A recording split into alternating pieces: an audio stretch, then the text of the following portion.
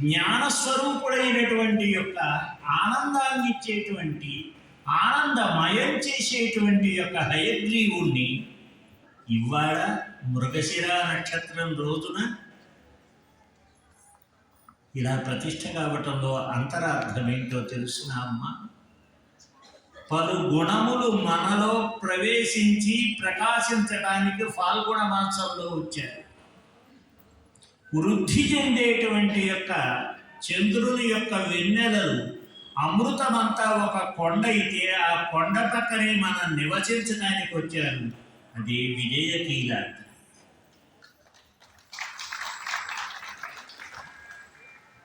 అలానే మనలో ఉన్న అజ్ఞానమైనటువంటి ఆ చీకటిని తొలగించి విజ్ఞానమయమైనటువంటి దీపాన్ని వెలిగించి మనలో సుఖపెట్టేది ఏమిటమ్మా మీరు చెప్పండి? మీకున్న సంపదలా? అయితే మీరు ఇంటి దగ్గరే ఉండొచ్చు కదా. మీకు ఏ సంపద కూడా జ్ఞాన సంపదతో తుల్యం కాదు, భగవత్ సంపదతో తుల్యం కాదు. భగవంతుని 6 గుణాల్లో కూడా మొట్టమొదట చెప్పిన గుణం ఏంటో తెలుసునా?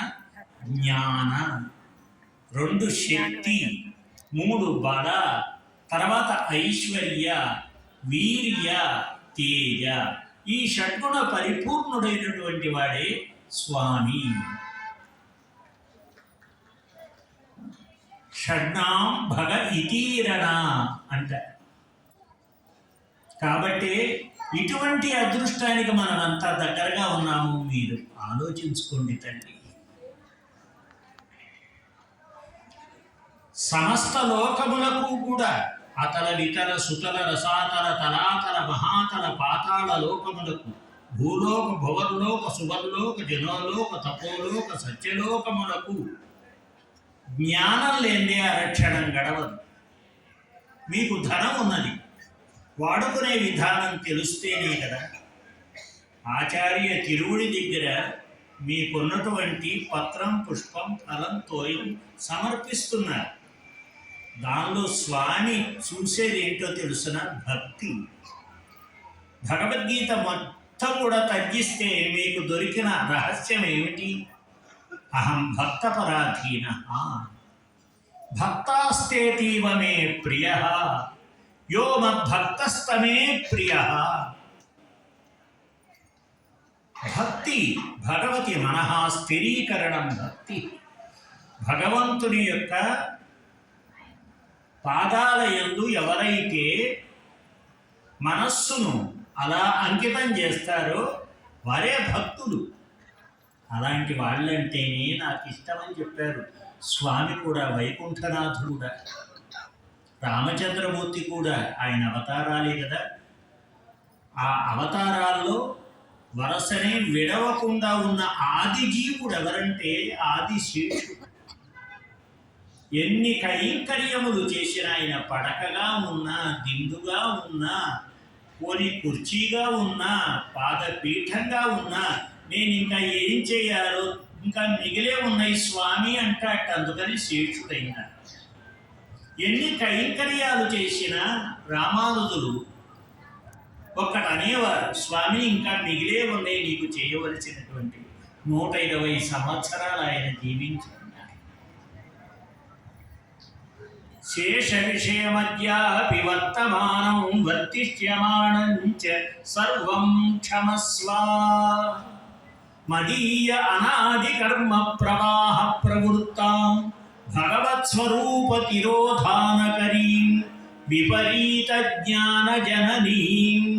మీ అందరూ కూడా పెదవులు కాస్త కదిలిస్తున్నారే, ఇవన్నీ వచ్చినట్లున్నాయి. చాలా అదృష్టవంతుడమ్మా స్వామి. చూడండి, వారి దర్శనం చేత గజత్రయం కూడా చక్కగా అనుగ్రహించారు. ఈ మధ్య ఒక తల్లి వచ్చింది నాకు, అక్కడ గద్యత్రయం చేస్తున్నారు అంటుందేమో అనుకున్నా. అక్కడ గద్యత్రయం చేస్తున్నారు, నాకు కూడా నేర్పుతారా అని వచ్చింది కళ్ళు. అమ్మ ఒక్క కాస్త కూర్చోండి, గద్యత్రయం అనరా అంటే అదేమిటో తెలియదు. మీరందరూ అనుసంధానం చేస్తూ ఉంటే నేను కూడా ఎందుకు అవన్నీ కూడా నోటికి రాలేదు అన్న ఆవేదన పడింది. ఇదంతా నాలుక మీద మీకు తెలియకుండా తెలియజేసింది ఎవరో తెలుసునా? మన స్వామమ్మ వారి రుణం తీర్చుకోండి. మన ఈ ఒక్క ప్రదేశమే కాదు, దేశ దేశాల్లో కూడా ప్రతి ఒక్కరూ వారు లేనిదే మేము ఉండలేము అనే స్థితికి వస్తున్నారు. ఇల్లు వాకిళ్ళు కూడా ఖాళీ చేసి వారికి ఇచ్చేసి వారికి తిరువారాధన జరుపుకోవటానికి, వారి నిర్వహణలో అక్కడ తదీయ ఆరాధనలు జరుపుకోవటానికి కూడా దేశ విదేశాల్లో బోలెడంత మంది బనలాగా ఎదురు చూస్తూ ఉంటారు. కళ్ళకు కూడా ఒక రకమైనటువంటి తపన ఉంటుంది. చూసి చూసి ఎదురు చూసి మన కళ్ళు ఎలా ఉంటాయమ్మా? కళ్ళు కాయలు కాచినవి అంటాం, కళ్ళు వాచినవి అంటాం. కానీ స్వామికి కాళ్ళు వాచినయే అని నా బాధ. ఇందాకడి నుంచి ఎండలో తిరుగుతున్నారే స్వామి, కందిపోతాయేమో స్వామి, అయ్యయ్యో వాడిపోతారేమో స్వామి. దేవరవారి దివ్యమైనటువంటి యొక్క ఈ శరీరానికి ఎక్కడ కాస్త బాధ ఉన్నా కూడా తట్టుకోలేని అని మన మనస్సులు బాధపడుతూ ఉంటాయి. విలువైన వస్తువు ఈ ప్రపంచమనే భరణలో పెట్టించిన వారు మన పెరుమాళ్ళు పెద్దజీయర్ స్వామి వారు. ఒకవైపు చక్రంగా ఉన్న గోపాలాచార్య స్వామి వారు ఉంటే, ఒకవైపు శంఖంగా ఉన్న కవిగారు ఉన్నారు. కవిగారు కూడా హయవదన సదను. వారు పెద్ద స్వామి వారి మీద అష్టోత్తరం రాశారు, చిన్న స్వామి వారి మీద అష్టోత్తరం రాశారు. లేదా దాసుడు సమర్పించుకుంటారు.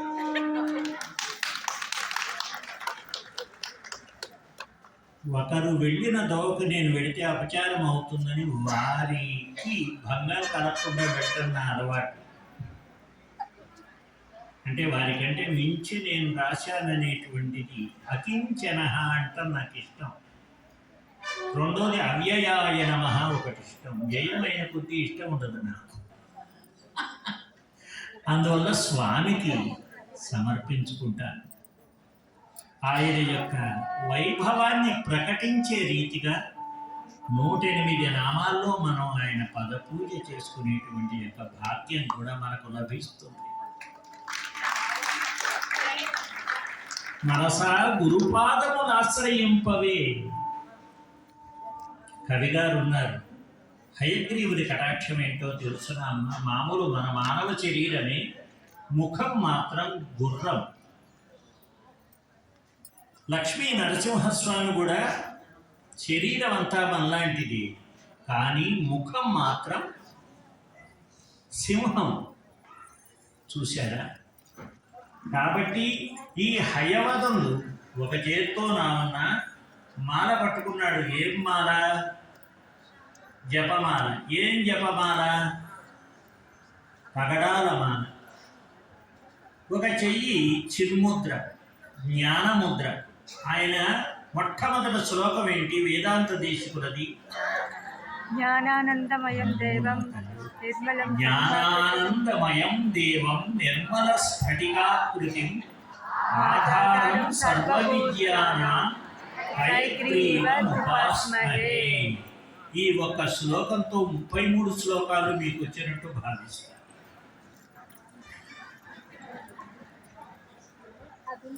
కాబట్టి ఆయన సౌందర్యం, ఆయన యొక్క సౌకుమార్యం, ఆయన లావణ్యం భగవత్ స్వరూపం కంటే మించిన అందం లేదు కదమ్మా. రామానుజుల వారు చెప్పారు, హేమామ్మను తీసుకునే ధనుర్దాసు వెళ్ళేటప్పుడు, ఈయనను చూసి ఎంత మోహిస్తున్నావే, శాశ్వతమైన అందం చూపిస్తారా అని తీసుకెళ్ళి శ్రీరంగనాథుని యొక్క దివ్య వదనాల విద్దాన్ని దివ్య పాదార విందాలలో కూడా చూపించారు.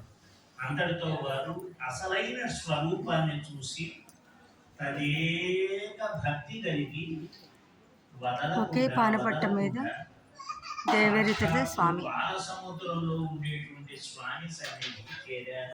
తేలిక దర్శనం దొరుకుతుంది.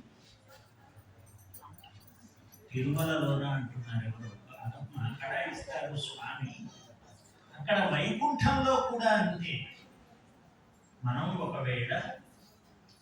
ఒకవేళ పాపాల వల్ల నరకానికి వెళతామేమో అనుకుంటాం కదా, అన్ని పాపాలు కూడా స్వామి దర్శనం చేయకపోతాయి.